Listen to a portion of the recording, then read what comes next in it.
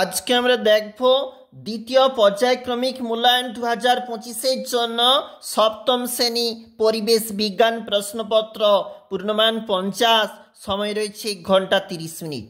Physical science থাকতে প্রশ্ন, সঠিক উত্তরটি নির্বাচন করো। 1 × 3। সূচিছিদ্র ক্যামেরায় প্রতিকৃতি গঠিত হয় আলো সরলরেখায় চলাচলের ধর্মের জন্য। টেলিফোনে ব্যবহৃত হয় তড়িৎ চুম্বক। ইলেকট্রিক বাল্বে ফিলামেন্ট তৈরি হয় টাংস্টেন ধাতু দিয়ে। নিচের প্রশ্নের উত্তর দাও। কি শর্তে কোনো বস্তুর প্রচ্ছায়া উপচ্ছায়া দুটি গঠিত হয়, অর্থাৎ বিন্দুৎসের চাইতে বড় আলোকউৎসের ক্ষেত্রে, যেখানে কিন্তু প্রচ্ছায়া উপচ্ছায়া দুটোই গঠিত হয়। দেখো, এলইডিতে কোন শক্তিতে রূপান্তর ঘটে? তড়িৎ শক্তি আলোক শক্তিতে রূপান্তর ঘটে। উদাসীন অঞ্চল বলতে কি বোঝো? আমরা জানি চুম্বকের দুটি মেরুর মাঝখানে যেখানে চুম্বকের আকর্ষণ ক্ষমতা নেই বললেই চলে, যাকে কিন্তু বলা হয় উদাসীন অঞ্চল। ফিউজ তারের বৈশিষ্ট্য লেখো। ফিউজ তার নিম্ন গলনাঙ্ক বিশিষ্ট একটি তার।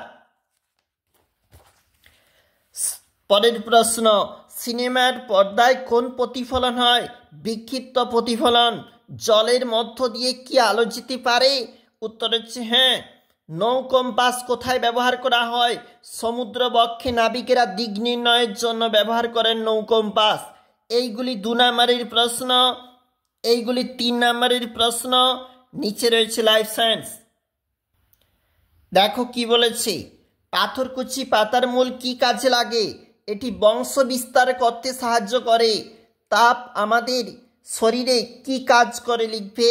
ওআরএস এর সম্পূর্ণ নাম ওরাল রিহাইড্রেশন সলিউশন। তারপর দেখো, গাঢ় নুন জল রোহিত কণিকা সাপেক্ষে ড্যাশ।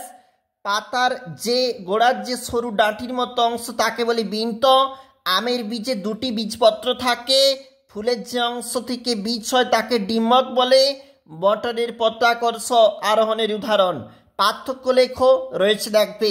এছাড়াও 3 নম্বরের প্রশ্ন রয়েছে, 4টি প্রশ্নের উত্তর এবং পরবর্তী অংশ 2025 সেকেন্ড ইউনিট।